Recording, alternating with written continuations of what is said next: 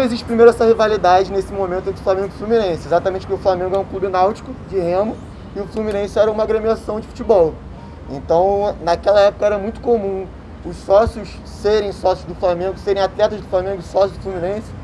Inclusive, o Borghetti, que é o capitão do Fluminense, ele já era remador do Flamengo, ele já era um associado do Flamengo e ele também praticava futebol no Fluminense, era um capitão do time, né? No ano de 1911, existiu uma briga política ali entre o time, representado pelo Borghetti, e o Gran Comitê, que era a comissão formada por dirigentes, que era quem estruturava o time, quem colocava os jogadores para jogar. Naquela época não tinha técnica, né?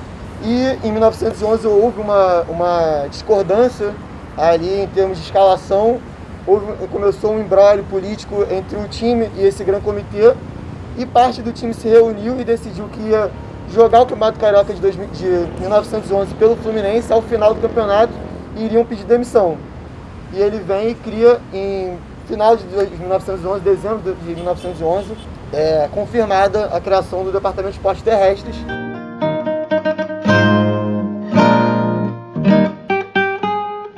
Parece preciosismo, na verdade o ouro ele faz uma alusão às riquezas do Brasil, e o azul a Baía de Guanabara, que era onde eles treinavam, né?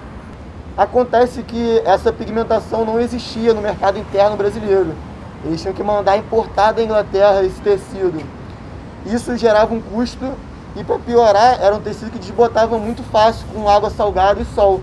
Outra coisa interessante dessa época era como outros esportes eram influentes, né? Por exemplo, a corrida de cavalo, né? A corrida de cavalo é um dos esportes mais acompanhados pela sociedade carioca, né? Existe essa narrativa de que é uma alusão também à bandeira do Jockey Clube brasileiro, o vermelho e preto.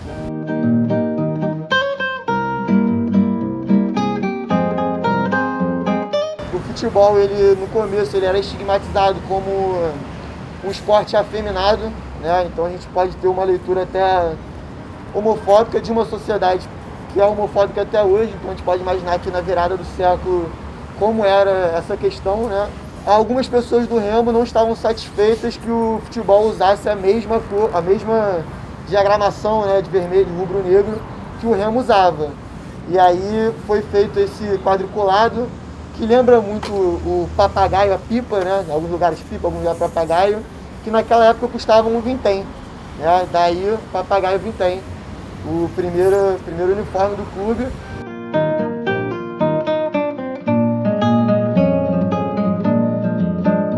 Isso foi o concurso em 1927, foi promovido pelo Jornal do Brasil, parceria com a marca de águas salutares, tem até hoje, né?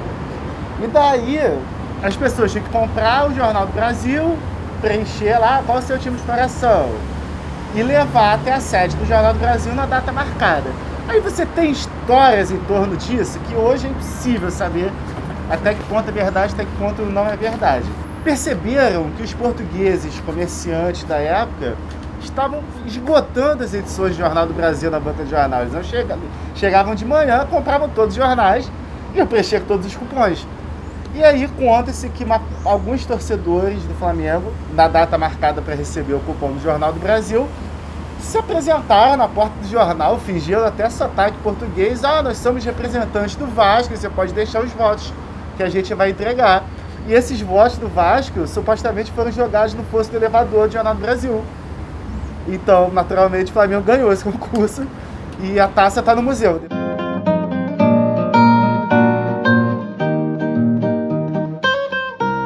O acervo, para ele dar entrada na nossa reserva, ele tem que estar relacionado à história do Flamengo.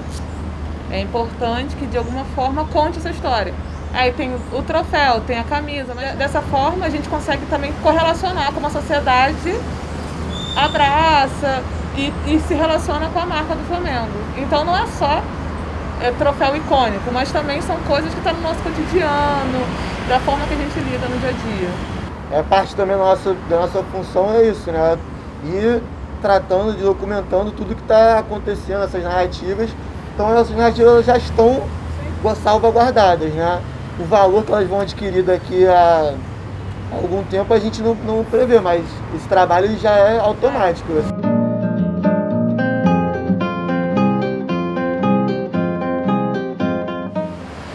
Quando demoliram uma parede lá no primeiro andar, uma parede, aquelas paredes de drywall, uma coisa assim, a gente descobriu um piano.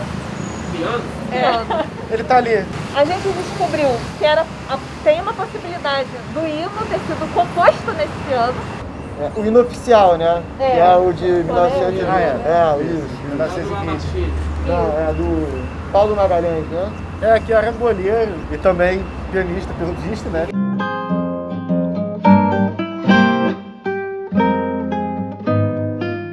O título da Libertadores de 2019, ele automaticamente já ganhou o status de um dos maiores feitos do clube. No momento que ele acontece, né? Outros vão ganhar com o tempo por alguma curiosidade ou por alguma importância que aquela pessoa viria a ter. Por exemplo, um título que a Daniela Hipólito ganhou quando era jovenzinha. 14, 15 anos. Isso vai ter uma relevância hoje, que a gente sabe que ela já construiu uma carreira olímpica na seleção brasileira e tal. Então isso valoriza os feitos prévios. Mas é difícil falar em temporalidade, assim. Você tem muitos critérios, você tem que ter um reconhecimento público, um reconhecimento da torcida, você tem que ter um reconhecimento de quem não é torcedor, de que isso é um feito. É claro que assim, a gente vê que institucionalmente existe um apoio muito grande às outras modalidades, o remo, o basquete, essa remontagem do time de vôlei feminino, as categorias de base e tal. Só que eles esbarram num problema que eu acho que a nível nacional é geral, que é falta de investimento. Você não tem muita verba, muita grana que está destinada a remo. Né? O basquete um pouco mais, beleza, porque o Flamengo hoje tem um time que disputa a nível internacional, mas você não tem muito apoio financeiro mesmo, assim, de patrocínio e tal. Mas eu vejo que institucionalmente há um cuidado para isso e o nosso papel é dialogar diretamente com o público, com a torcida.